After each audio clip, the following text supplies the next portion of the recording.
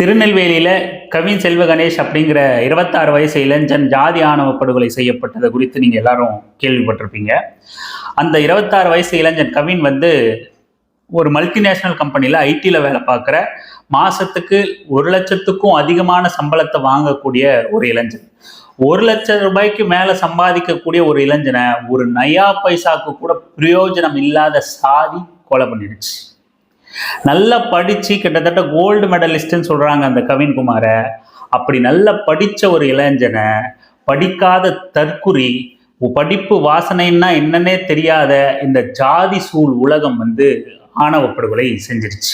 இந்த தூத்துக்குடி ஆணவ படுகொலை விவகாரத்துல என்ன நடந்துச்சு அப்படிங்கிறத விவரமாகவும் கூடவே டாக்டர் கிருஷ்ணசாமி ஒரு அறிக்கை வெளியிட்டிருக்காரு. அந்த அறிக்கையில ஒரு கேள்வி, மிக முக்கியமான கேள்வி, அது என்ன அப்படிங்கிறது குறித்தும் மே 17 இயக்க தோழர் திருமுருகன் காந்தியும் இது குறித்து ஒரு அறிக்கை விட்டிருக்காரு. அதுலயும் நம்ம குறிப்பிட்டு கவனிக்க வேண்டிய சில விஷயங்கள் இருக்கு. இது எல்லாத்தையும் சேர்த்து கொஞ்சம் விவரமா பேசலாம் வாங்க. அனைவருக்கும் அரசியல் வெங்காயத்தின் அன்பு வணக்கம். தூத்துக்குடி மாவட்டம் திருச்செந்தூருக்கு பக்கத்துல இருக்கிற ஆறுமுகமங்கலத்தை சேர்ந்தவர் கவின் செல்வ கணேஷ். அதாவது கொலையான நபர், 26 வயசு கொண்ட நபர். அவர் சென்னையில் ஐடி கம்பெனியில் வேலை செஞ்சிருக்காரு. மாதம் 1 லட்சத்துக்கும் அதிகமான சம்பளத்தை வாங்கக்கூடிய நபர். செல்வ கணேஷோட குடும்பமும் நல்ல, அவங்க பேரண்ட்ஸும் டீச்சராக வேலை செய்கிறாங்க. நல்ல செல்வாக்கு உள்ள ஒரு குடும்பம் தான். இவர் சென்னையில் வேலை பார்த்துட்டு இருக்காரு. இவர் சமீபத்தில் ஊருக்கு போயிருக்காரு. அவரோட தாத்தாக்கு ஏதோ ஒரு ஆக்சிடென்ட் ஆகி அடிபட்டிருக்கு. அதனால அவரை பார்க்க ஊருக்கு போயிருக்காரு.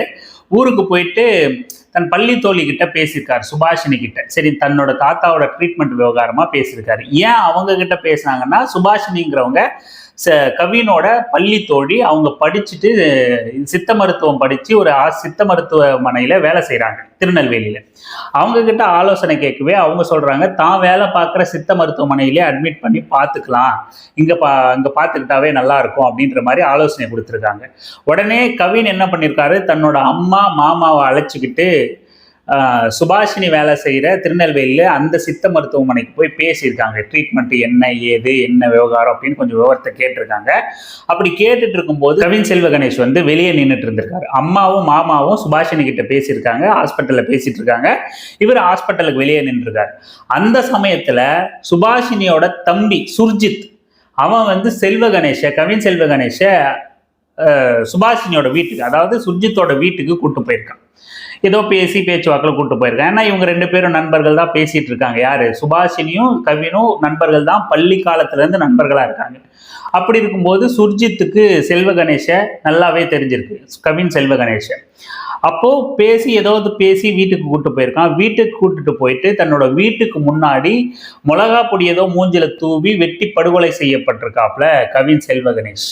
எதுக்காக, தன்னோட அக்கா கிட்ட இந்த செல்வ கணேஷ் மாற்று சாதியை சேர்ந்த, அதுவும் ஒரு பட்டியல் பிரிவை சேர்ந்த செல்வ கணேஷ் எப்படி பேசலாம் பழகலாம் அப்படின்னு, அது காதலா இல்லையா அப்படின்னு கூட இன்னை வரைக்கும் ஊர்ஜிதமா தெரியல. பள்ளிக்கால நட்புன்னு சொல்றாங்க. அப்படியே காதலிச்சாலும் கூட இதுல என்ன இருக்கு அப்படிங்கிறதான் கேள்வி. பையன் நல்ல படிச்ச பையன், நல்ல சம்பாதிக்கிற பையன், குடும்ப பின்புலமும் நல்ல, அதாவது அந்த சுபாஷினியோட குடும்பத்துக்கு விட எந்த அளவுக்கும் குறையாத செல்வ செழிப்பு உள்ள குடும்பம் தான், நல்ல வசதியான குடும்பம் தான். அப்படி இருக்கும்போது காதலிச்சாலும் அந்த காதல்ல என்ன குறையை இவங்களுக்கு கண்டுட்டாங்க அப்படின்னா, படிக்காத தற்குறிகளுக்கு 10 நயா பைசாக்கு பிரயோஜனம் இல்லாத அந்த சாதி தான் அவங்க கண்ணுக்கு தெரிஞ்சிருக்கு.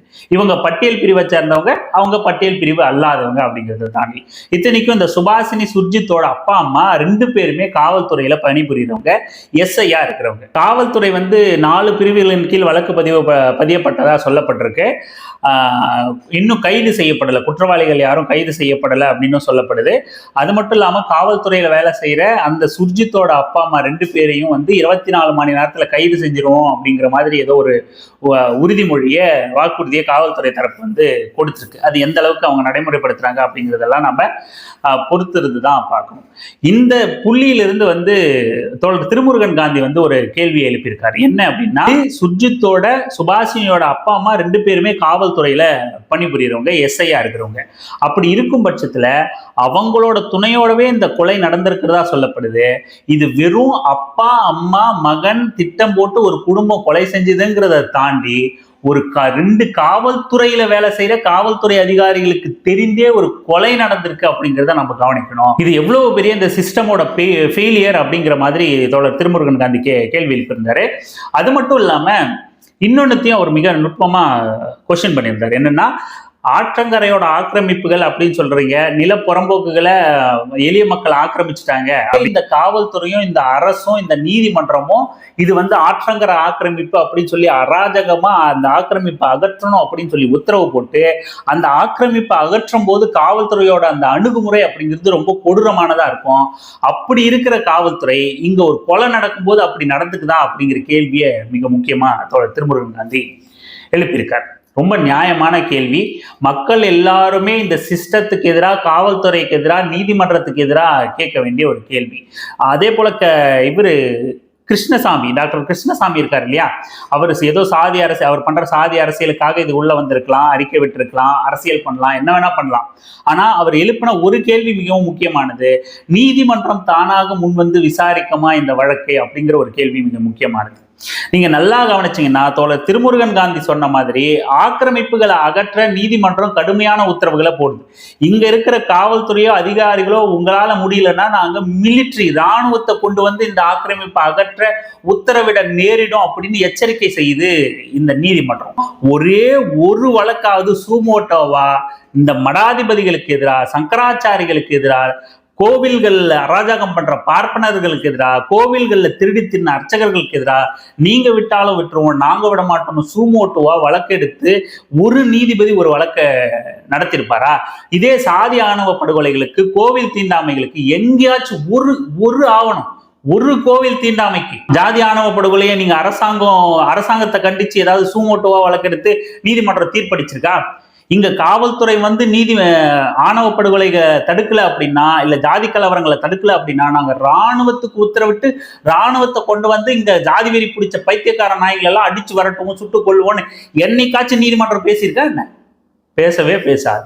இங்க திமுக அமைச்சர்கள் மேல 2 பேர் மேல சுமோட்டோவா கேஸ் எடுத்துட்டாங்க, அவங்க எல்லாம் நேர்மையாளர்கள்னு அங்க விளம்பரம் மட்டும்தான், தினம் மலம் போடுவான், அது கூட தினமலம் போட்டுருவான் நேர்மையான அதிகாரிகள். அதை நம்பிக்கிட்டு நம்ம தற்கூரிகளும் சிலர் ஃபயர் விட்டுக்கிட்டு இருப்பானுங்க. பாரு, எந்த அரசியல்வாதியும் தப்ப முடியாது இவர்கிட்ட இருந்து, இவரெல்லாம் கராரான ஜட்ஜி, இவரெல்லாம் நேர்மையான நீதிபதி அப்படின்னு சொல்லிட்டு திமுக அமைச்சரை போட்டா இவர் நேர்மையான நீதிபதி கேஸை போட்டா. எங்க நீங்க ஒரு ஜாதி ஆணவ படுகொலைக்கு நீங்க சுமோட்டோவை வழக்கெடுக்க வேண்டியதானே? மாநில அரசுக்கு உத்தரவிட வேண்டியதானே? சரிப்பா, திமுக அரசு தப்பு, திமுக அரசு சரியில்லை, அவங்க ஒடுக்கப்பட்ட மக்களுக்கு எதிராக இருக்காங்க, ஆணவ படுகொலைகளுக்கு எதிராக சட்டம் ஏற்ற மாட்டாங்க, ஆணவ படுகொலைகளுக்கு எதிராக அதை முன்னாடியே தடுக்கிற மாதிரியான, ஆனால் திரும்ப கேட்கிற மாதிரியான ஒரு நுண்ணறிவு பிரிவை உருவாக்க மாட்டாங்க. நீதிமன்றம் செய்யலாமே, நீதிமன்றம் அதை சூமோட்டோவா வழக்கெடுத்து மாநில அரசுக்கு இந்த காலக்கெடுக்குள்ள இதை நீங்க செஞ்சு ஆகணும் அப்படிங்கிற ஒரு உத்தரவை பிறப்பிக்கலாமே. மாநில அரசு ஏதோ சாதி ரீதியிலான வாக்கு அரசியலுக்காக அவங்க அமைதி காக்கலாம். இன்னைக்கும் இந்த பிசிஆர் ஆக்ட் இருக்கு இல்லையா, இந்த பிசிஆர் ஆக்டே தலித்துகளுக்கு ஆதரவான மிகப்பெரிய சட்டம். இது எந்த அரசாங்கம் வந்தாலும் இவங்களுக்கு ஆதரவா இருக்கு, இவங்களுக்கு ஆதரவா செயல்படுது, பிசிஆர் சட்டத்தை கேன்சல் பண்ணணும் அப்படின்னு ஒரு தற்கொலை குரூப் எல்லாம் கும்பெல்லாம் சுத்திக்கிட்டு இருக்கான். அப்படி இருக்கும்போது நம்ம மேலும் மேலும் ஆணவ கொலைகளுக்கு எதிரான சட்டமோ இல்ல சாதி கலவரங்களுக்கு எதிராக நுண்ணறிவு தடுப்பு பிரிவோ கொண்டு வந்தா மற்ற சாதிகளின் வாக்கை நம்ம இழக்க நேரிடும், ஒரு சாதிக்கான கட்சியா நம்ம அடையாளப்பட்டுருவோம் அப்படின்னு ஒருவேளை திமுக கருதலாம். அதனால திமுக நடவடிக்கை எடுக்காம இருக்கலாம். ஆகையால திமுக தப்பான கட்சி, மக்களுக்கு எதிரான கட்சியா கூட இருக்கலாம். ஆனா மக்களின் கடைசி புகலிடமான நீதிமன்றமும் நீதிபதிகளும் திமுக அமைச்சர்களோட ஊழலுக்கு தானா சூமோட்டோவா வழக்கு எடுக்கிற நீதிபதிகள் ஏன் ஜாதிய பிரச்சனைகளுக்கும் ஆணவ படுகொலைகளுக்கும் எந்த நீதிபதியாவது சூமோட்டோவா ஒரு வழக்கு எடுத்து மாநில அரசாங்கத்துக்கு நீங்க இந்த சட்டத்தை கொண்டு வரணும் இந்த குறிப்பிட்ட காலத்துக்குள்ள அப்படின்னு ஏதாவது ஒரு தீர்ப்பை இல்ல பரிந்துரைய, இல்லப்பா அதெல்லாம் அரசின் கட்டுப்பாட்டுல நாங்கெல்லாம் ஆர்டர் போட முடியாது, நமக்கு சட்ட விவரம் அந்த அளவுக்கு தெரியல, அப்படி ஏதாவது இருந்தா கூட ஏதாவது ஒரு பரிந்துரையை பண்ணலாமே, இதுக்குள்ள ஏதாவது ஒரு அறிக்கை தாக்கல் செய்ய எந்த ஒரு சின்ன நடவடிக்கையை நீதிமன்றம் எடுத்திருக்கு? இப்படி இந்த கட்டமைப்போட சிஸ்டமோட அரசு எந்திரத்தோட பிரச்சனை ஒரு பக்கம் இருந்தா, சமூக மக்கள் ரொம்ப அடிப்படை புரிதலற்ற, அடிப்படை அரசியல் அறிவற்ற இளைஞர்களா நம்ம வளர்த்தெடுத்துக்கிட்டே இருக்கோம். 24 வயசு சுர்ஜித்ங்கிற அந்த வெட்டி கொன்னானே அவன், சுபாஷினியோட தம்பி, 24 வயசு இளைஞனுக்கு தன்னோட அக்காவோட ஒருத்தன் பேசுறான் அப்படின்னா அதை தாங்கிக்க முடியல. அவன் பட்டியல் பிரிவை சார்ந்த ஒரு பையன் அப்படிங்கிறதுனால தாங்கிக்க முடியலன்னு வெட்டி கொள்ற அளவுக்கு அவனோட சிந்தனை போகுது அப்படின்னா இது எந்த விதமான சமூகம்? இந்த சமூகத்துல தலித் மக்கள் அனுபவிக்கிற கொடுமை இருக்கு இல்லையா, பட்டியல் பிரிவை சார்ந்த தலித் மக்கள் அனுபவிக்கிற கொடுமை. அதாவது ஒருத்தன் சமமா சேர் போட்டு உட்கார்ந்தா வெட்டி கொல்லப்படுற, ஒருத்தன் வீடு கட்டினான்னு பொறாமப்பட்டு அவனுக்கான இடைஞ்சலை கொடுக்குறேன், அவனை அடிக்கிற வெட்டுற கொள்றேன். ஒருத்தன் வண்டி வாங்கினான்னு பொறாமப்பட்டு நீ எல்லாம் எப்படி வண்டி வாங்கலான்னு அவனை அடிக்கிற கொள்ற, எப்படி வண்டி ஓட்டலான்னு அவன் கையை வெட்டுற, எப்படி படிக்கலான்னு அவன் முதுக வெட்டுற, எப்படி கால் மேல கால் போட்டு நீ படுத்துருக்கலான்னு முதுக கிழிக்கிற. இப்படி எத்தனை எத்தனை எத்தனை எத்தனை சம்பவங்கள். ஒரு டீல சமத்துவம் இல்லை, வேற வேற கிளாஸ் இன்னி வரைக்கும் இருக்கு.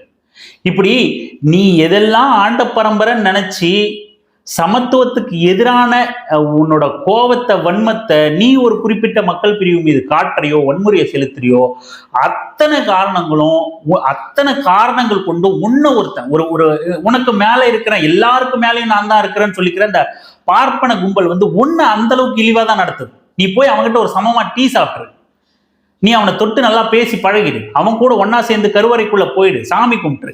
நீ கும்பிடுற சாமியை அவன் கும்பிடுவானா, அவன் கும்பிடுற சாமியை நீ கும்பிட முடியுமா?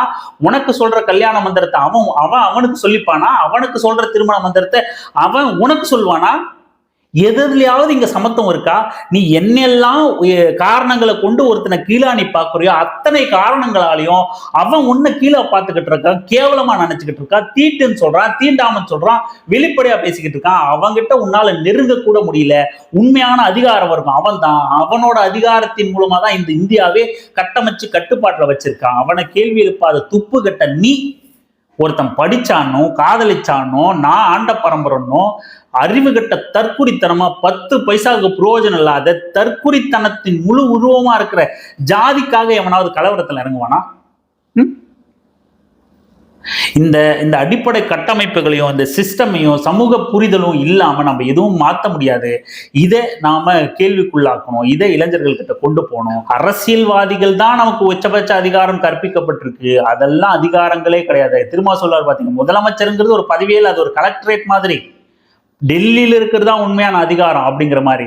நீங்க வெறும் அதிகாரம் அரசியல் பதவின்னு பார்த்தா டெல்லியில இருக்கிறதா அதிகாரம். ஆனா அதையும் தாண்டின அதிகாரம் மோடி காலில் விழுறாரே சங்கராச்சாரிகள், சாமிகள், இந்த மாதிரி சாமியார் பயல்கள், பார்ப்பன கும்பல்கள், இதுதான் உண்மையான அதிகாரம்.